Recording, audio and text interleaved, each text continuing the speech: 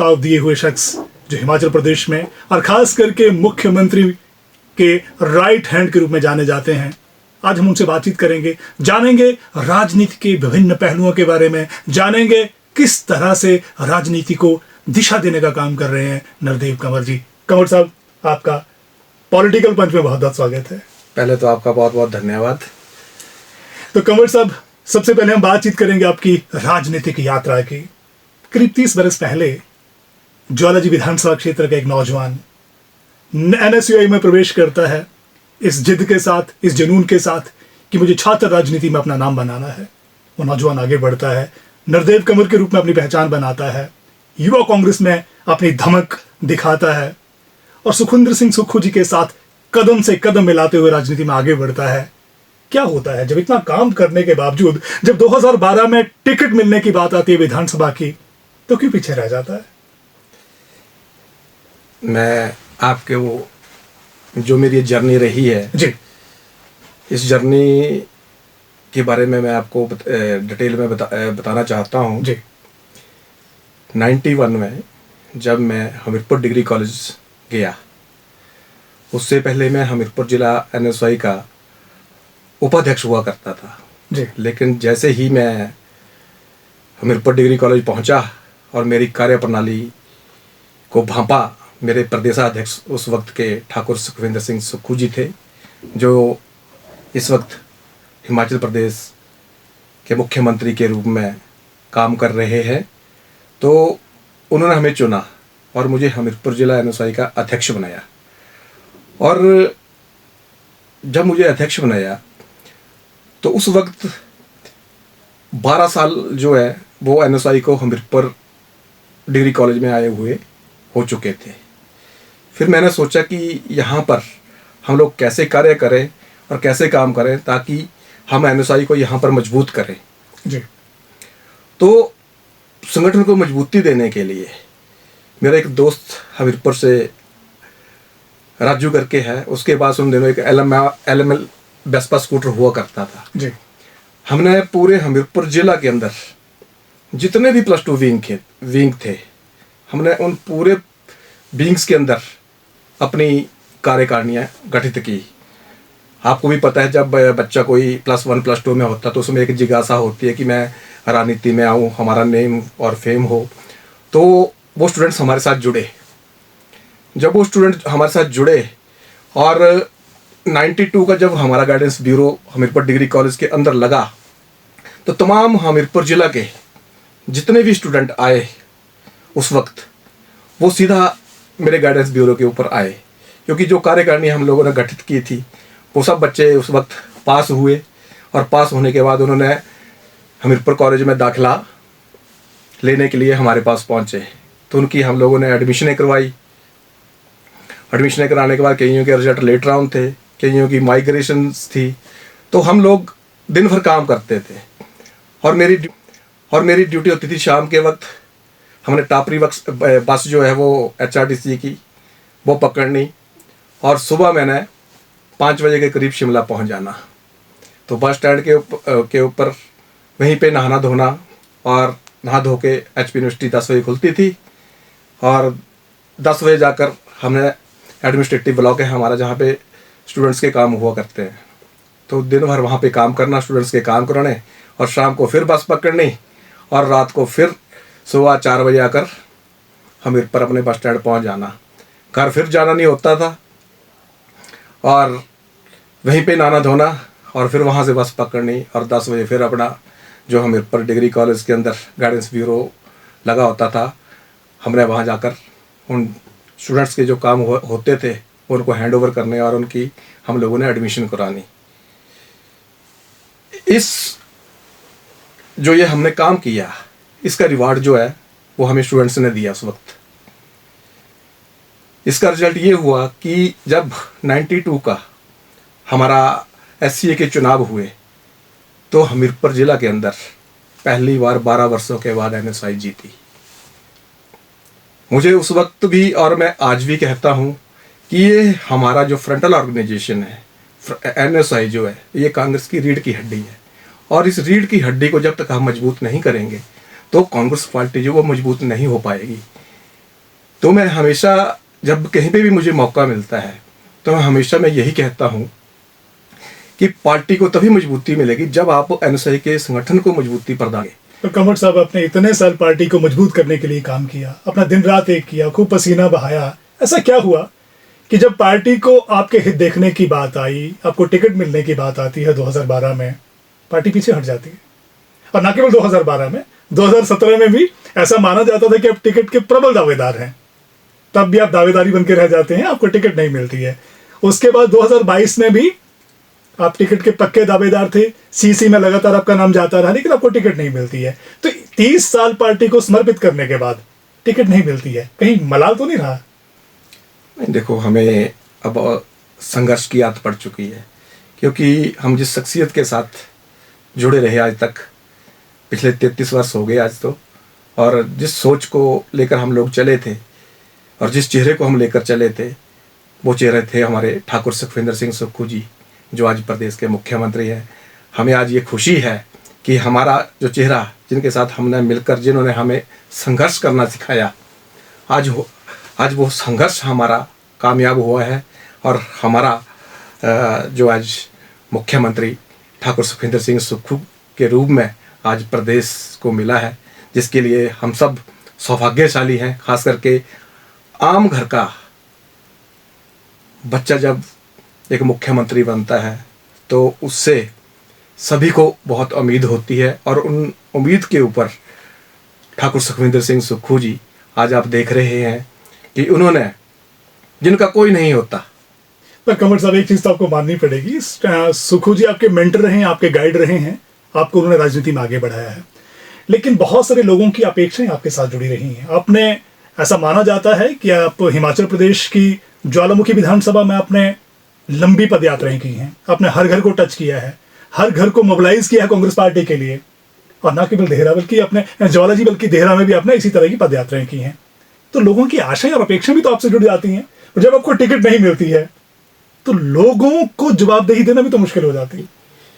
कि मुश्किल तो होता है, लेकिन जब से मुख्यमंत्री हमारे ठाकुर सुखविंदर सिंह सुक्खू जी बने हैं तो मेरी कोशिश रहती है कि मैं आम जनता के काम और अपने, जो मेरी टीम है जो दिन रात मेरे साथ संघर्ष करती है और मेरे साथ जूझती है, मेरी कोशिश है कि मैं उन लोगों के, अपने साथियों के काम करूं, और मुख्यमंत्री जी का भी मुझे पूरा आशीर्वाद है कि आप जनता के काम लाइए, मैं करूंगा। कंवर साहब, आपको मुख्यमंत्री जी का बड़ा भरोसेमंद माना जाता है, ऐसा माना जाता है कि आप साई की तरह उनके साथ रहे हैं और वो भी आप पे बड़ा विश्वास करते हैं। आजकल आप नदौन विधानसभा क्षेत्र देख रहे हैं, ज्वालामुखी देख रहे हैं, या फिर देहरा पे आपकी नजर है? नहीं, देखो, ऐसा है, अब मैं प्रदेश का चेयरमैन हूँ मत्स्य विभाग का, कांग्रेस पार्टी का, तो मुझे तो कहीं पे भी भेजा जा सकता है। पूरे प्रदेश के अंदर 12 डिस्ट्रिक्ट हैं, तो अब मुझे काम करना है। ज्वालामुखी में बोलेगा कोई तो मैं ज्वालामुखी में भी करता हूँ। आपकी कर्मभूमि रही है ज्वालामुखी। हाँ, मुझे इतने साल लगाए हैं। हाँ, मुझे देहरा में बोलते हैं तो मैं देहरा में भी काम करके दिखाता हूँ। अगर मुझे नदौन में भी भेजेंगे तो मैं नदौन में भी जाकर पार्टी की मजबूती के लिए काम करूँगा। और इसके अलावा भी मुझे कहीं पे और जगह भी भेजा जाता तो मैं पार्टी की मजबूती के लिए काम करूँगा, क्योंकि हम संघर्ष से निकले हुए लोग हैं, जिन्होंने लाठियाँ खाई हैं, अपनी बाजुएँ तुड़ाई हैं, अपने सिर तुड़वाए हैं, तो हमें अब फर्क नहीं पड़ता। कंवर साहब, फिर से वापस उसी मुद्दे पे आते हैं। ज्वाला जी आपकी कर्मभूमि रही है और अपने दिन रात जी तोड़ मेहनत की है वहां पर। एक तरफ संजय रतन जी हैं, एक तरफ आप हैं, दोनों में टिकट को लेके काफी जद्दोजहद रहती है। अब वो एमएलए बन गए हैं, लेकिन आप मुख्यमंत्री के बड़े विश्वास पात्र माने जाते हैं, कहीं द्वंद्व या टकराव तो नहीं रहता? इसके ऊपर तो मैं इतना कहना चाहूँगा, जो संजय रतन जी हैं मेरे बड़े भाई की तरह हैं और मैं इनका बहुत मान सम्मान करता हूँ, बहुत इज्जत करता हूँ। अब देखो ना, पार्टी में बहुत से लोग होते हैं जिनको टिकट की चाह होती है, पार्टी ने टिकट तो एक को ही देनी है, तो अब टिकट उनको मिली और कांग्रेस के लोगों ने उन्हें जिताया है, तो ठीक, अच्छी बात है कि और उसके बाद कांग्रेस की सरकार बनी है, तो अब वो लोगों के काम कर रहे हैं और मुझे भी जो कार्य दिया गया है संगठन की ओर से, मैं उसके ऊपर वर्क कर रहा हूँ। और मुख्यमंत्री जी का भी मेरे ऊपर पूरा विश्वास है कि मैं आम जनता से जुड़ा रहूं और आम जनता के कार्यों को करता रहूं। इसी मकसद को लेकर तो हम राजनीति में आए हैं तो कंवर साहब, सुनने में ऐसे आ रहा है कि अब देहरा की तरफ आपका ध्यान ज्यादा बढ़ने वाला है, वहां आप राजनीतिक जमीन जोतने की तलाश में है। नहीं, ऐसा नहीं है। मैं 20 और 14 से लेकर 4 साल में जिला अध्यक्ष रहा, जो हमारे संगठनात्मक जिले बने। तो 2017 में मैंने देहरा से टिकट के लिए अप्लाई किया हुआ था, और उस वहाँ पर भी मैंने जो है 4 महीने लगाकर पैदल यात्रा की है, और वहाँ पर भी रैलियाँ की हैं, ज्वालामुखी में भी रैलियाँ की हैं। मतलब कहने का भाव अर्थ ये है कि मुझे जहाँ पर भी भेजा गया, मैंने पार्टी को अपने आप को सिद्ध करने की हमेशा कोशिश की है। हाँ, बात रही टिकट की, तो उसमें कई बार हम लोग पिछड़ जाते हैं। तो इसके ऊपर मैं इतना कहना चाहूँगा कि मुझे जो भी जगह दी जाएगी पार्टी के द्वारा, मैं वहाँ पर अच्छा उतरने की हमेशा कोशिश करता हूँ, और आगे भी मैं पार्टी की मजबूती के लिए कार्य जो है वो करता रहूँगा, इसी जोश और होश के साथ। अब तो जोश आप में खूब है, और निसंदेह होश के साथ तो आप काम करते ही हैं, कई सालों से कर रहे हैं। अब थोड़ी सी चर्चा को आगे बढ़ाते हैं और सरकार की बात कर लेते हैं। कंवर साहब, सरकार कांग्रेस पार्टी की है, और आप कांग्रेस पार्टी के बहुत ही, एक मैं कहूँगा, जुनूनी सिपाही हैं, सेनानी हैं। मुख्यमंत्री जी के साथ भी आपका बड़ा लगाव है, उनके साथ आप लगातार काम करते रहे हैं। आप सरकार के ऑलमोस्ट 4 महीने हो गए हैं जी। कहाँ आंकते हैं सरकार के 4 महीने की जर्नी को, कहाँ खड़ी है सरकार? आप देखिए, 4 महीने के अंदर मुख्यमंत्री जी की जो कार्यप्रणाली रही, हिंदुस्तान के 100 लोगों के बीच 72 नंबर के ऊपर आना कोई छोटी बात नहीं है। ये इनकी कार्यप्रणाली को दर्शाता है। आप देखिए ना कि पूरे हिंदुस्तान, क्या पूरे संसार के अंदर कोई भी ऐसा नेता नहीं हुआ आज तक जिसने 6000 बच्चों को गोद लिया हो। अनाथ बच्चों को उन्होंने गोद लिया, और जिनको चिल्ड्रन ऑफ द ईयर के नाम दिया उन्हें। और 6000 बच्चों को गोद ही नहीं लिया, उनका भविष्य सुनिश्चित भी किया कि ये बच्चे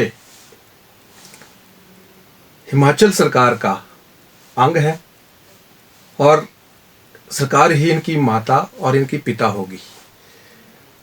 तो मुझे लगा कि ये मुख्यमंत्री जी ने जो है सबसे बड़ा काम जो इन अनाथ बच्चों को लेकर जो किया है, और समाज को एक नई दिशा जो है वो इन्होंने दी है।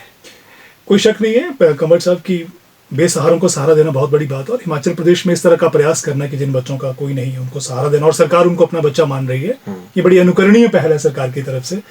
लेकिन दूसरी तरफ अगर हम बात करते हैं, सरकार के जो घोषणा पत्र है उसमें सरकार ने काफी बड़े बड़े वादे किए थे जी। और सरकार की जो आर्थिक स्थिति है उन वादों को कितना निभा पाएगी, खास करके जब हम 5 लाख नौकरियां देने की बात करते हैं। क्या लगता है आपको, ये मुमकिन है क्या सरकार 5 लाख नौकरियां का जो वादा है, वचन है, उसे निभा पाएगी? मैं इतना जानता हूँ, ठाकुर सुखविंदर सिंह सुक्खू जी जो बोलते हैं वो करते हैं। अब देखिए ना, उन्होंने ओप्स की बात कही थी, ओप्स लागू हो गया। उसके बाद उन्होंने बोला था कि 1500 रुपये महिलाओं को दिया जाएगा। आपने अपना अच्छा इंडिकेट किया कंवर साहब, आपकी बात को यही रोकना चाहूंगा। हाँ, 1500 की बात की है, और सरकार ने उन महिलाओं को 1500 रुपये देने की बात की है, खास करके जिनको पहले से ही पेंशन मिल रही थी, 60 साल से ऊपर की महिलाएं, उन्हीं को ही उस कैटेगरी में लेके आ गई है सरकार। पर आज ही सरकार ने हिमाचल दिवस के ऊपर लाहौल स्पीति की सारी महिलाओं को 1500 रुपये देने की घोषणा की है। तो क्या लगता है, बाकी 11 जिले हिमाचल प्रदेश का हिस्सा नहीं है? नहीं, ऐसा नहीं है। हिमाचल प्रदेश उनका घर है, और हर नागरिक को वो अपना परिवार का सदस्य मानते हैं मुख्यमंत्री जी। वहाँ के ऊपर मैं इतना कहना चाहूँगा इस मुद्दे के ऊपर कि कुछ चीज़ें जो होती हैं वो मुख्यमंत्री जी का विशेषाधिकार होता है, और जब विशेषाधिकार जहाँ पे आ जाता है तो हमें चुप रहना चाहिए। कंवर साहब, फिर से वापिस चलते हैं, हम सत्ता की बात करते हैं। अगर हम शिमला सचिवालय की बात करें या सत्ता के गलियारों की बात करें, तो ऐसा माना जाता है कि कांगड़ा हिमाचल का ऑलमोस्ट 1/4 है, पर सचिवालय में और सत्ता के गलियारों में कांगड़ा खाली खाली लगता है। कांगड़ा की नुमाइंदगी उतनी नहीं नजर आती है। तो जब हम बैलेंस करने की बात करते हैं तो कांगड़ा का पलड़ा बहुत नीचे नजर आता है। आपको महसूस नहीं होता? मुख्यमंत्री जी खुद कांगड़ा के हैं। आपको पता होगा कि जो हमारा देहरा विधानसभा क्षेत्र है, वहाँ पे ढोंटा नाम का एक जगह है, गांव है, वहाँ से वो शिफ्ट जो है वो नदौन के लिए हुए हैं। ठीक है। और दूसरा, कांगड़ा और हमीरपुर आपको पता है पंजाब का ही हिस्सा था, एक ही था, ठीक है। और सबसे बड़ी बात ये होती है कि जिले को मिल क्या रहा है। किसी को मंत्री मिलना वो व्यक्तिगत हो गया, आम जनता को क्या मिल रहा है वो मैटर होता है। अब आप देखिए ना, आम जनता की बात हो रही है, मुख्यमंत्री जी आम जनता की बात कर रहे हैं, तो क्या मुख्यमंत्री जी ने कांगड़ा को पर्यटन राजधानी के रूप में विकसित करने की बात नहीं कही? और उसका नमूना आपको जो है वो सामने दिख रहा है।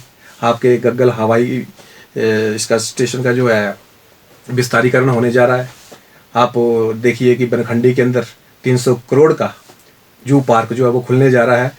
अब और ये भी बता देता हूँ, और जो उसका जो मास्टर प्लान है वो 500 करोड़ का है, और 350 करोड़ रुपये जो है वो सैंक्शन अमाउंट इस वक्त जो है वो हो चुका है। और उस सैंक्शन अमाउंट के अंदर जो हमारी जो टोटल ज़मीन भी जो है वो 4500 कनाल है। और उसके अंदर क्या क्या चीज़ें होंगी, जो 300 अपनी 4500 कनाल ये जो भूमि है उसके अंदर क्या क्या चीज़ें होंगी। आप देखिए, उसमें जुरासिक पार्क होगा, ठीक है, उसके अंदर 5 स्टार होटल होगा, उसके अंदर आपको टाइगर सफारी करने के लिए टूरिस्टों को मिलेगी, उसके अंदर आपको बटरफ्लाई पार्क भी मिलेगा, उसके अंदर आपको एनिमल्स भी आपको पूरे ऑल ओवर वर्ल्ड के जो है वो देखने को मिलेंगे। तो इससे आप अंदाज़ा लगाइए कि पर्यटन की दृष्टि से हमारा जिला कांगड़ा कितना विकसित होने जा रहा है। आप दूसरी ओर देखिए, देरा विधानसभा के अंतर्गत ही पांव डैम है हमारा। पांव डैम में भी वहाँ पर जो है शिकारा वहाँ पे होगा, एडवेंचर स्पोर्ट्स वहाँ पर होंगी, हैं पैराग्लाइडिंग जो है वो वहाँ पर होने जा रही हैं, ठीक है। अभी पिछले दिनों ही तो कंवर साहब, ये जो टूरिज्म कैपिटल है, ये tourism capital Kangra at Dehra तो नहीं बनने जा रही है? ये इसके ऊपर मैं इतना कहना चाहूँगा कि देहरा भी तो कांगड़ा का ही हिस्सा है ना, देहरा भी तो कांगड़ा का ही हिस्सा है। कहीं ऐसा तो नहीं कि आपकी जो राजनीतिक जमीन है वो देहरा में है और ज्वालाजी में है, तो उसको सशक्त किया जा रहा है? सुखू जी की खास नजर इनायत देहरा और ज्वालाजी के ऊपर है? नहीं, ऐसा नहीं है। मुख्यमंत्री जी प्रदेश का जो है वो समान विकास करवाने के साथ जो है वो आगे बढ़ रहे हैं। हाँ, उन्होंने पर्यटन राजधानी की बात की है, तो अब देखो ना, पर्यटन राजधानी भी तो तभी बन पाएगी ना जहाँ पर कोई सीनरीज होगी, एडवेंचर करने के लिए होगा, तो वो जगह तलाशनी पड़ती हैं। अगर जिला कांगड़ा के अंदर ऐसी संभावनाएं जो हैं अगर देहरा विधानसभा क्षेत्र के अंतर्गत आती हैं, इसमें गलत क्या है? अगर यहाँ पर हवाई गगल एयरपोर्ट का विस्तारीकरण हो रहा है तो वो यहीं हो रहा है ना, वो देहरा में नहीं हो सकता? जी, आप कह रहे तो मान लेते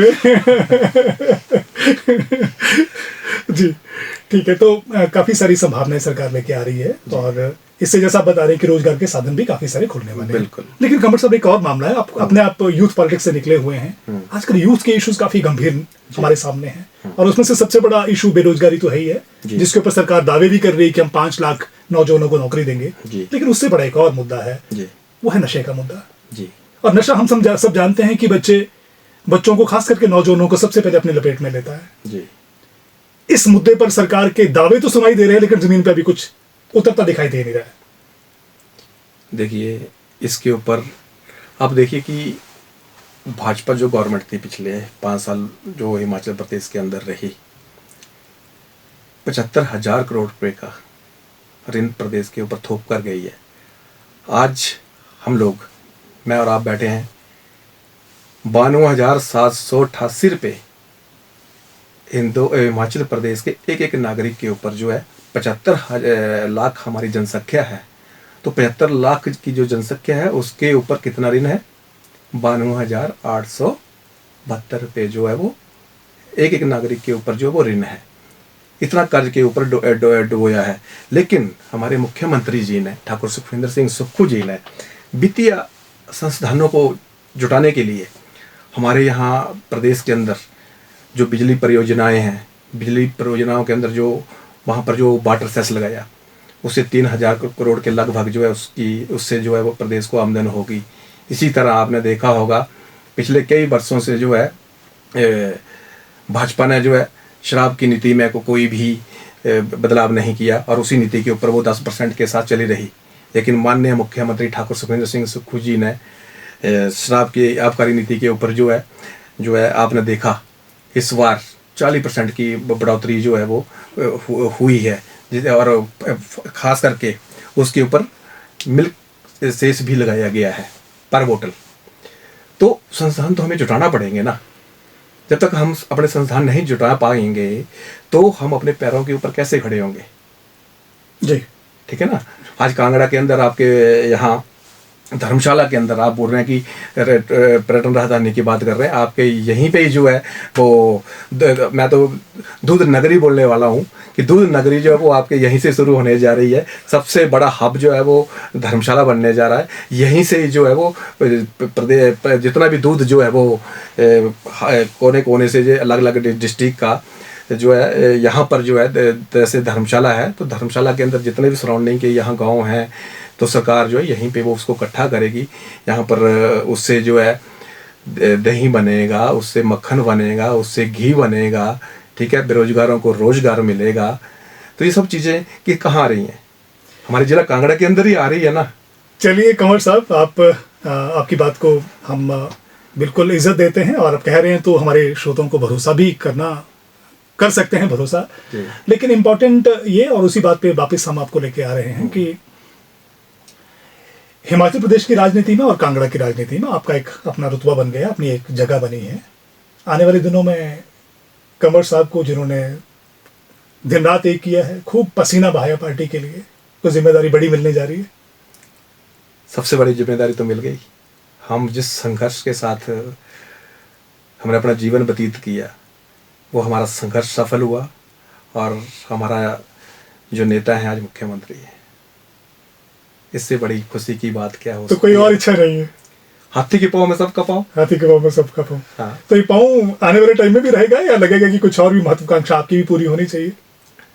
महत्वाकांक्षा जो है वो अपनी कम होती है, जनता की वजह से महत्वाकांक्षाएं बनती हैं।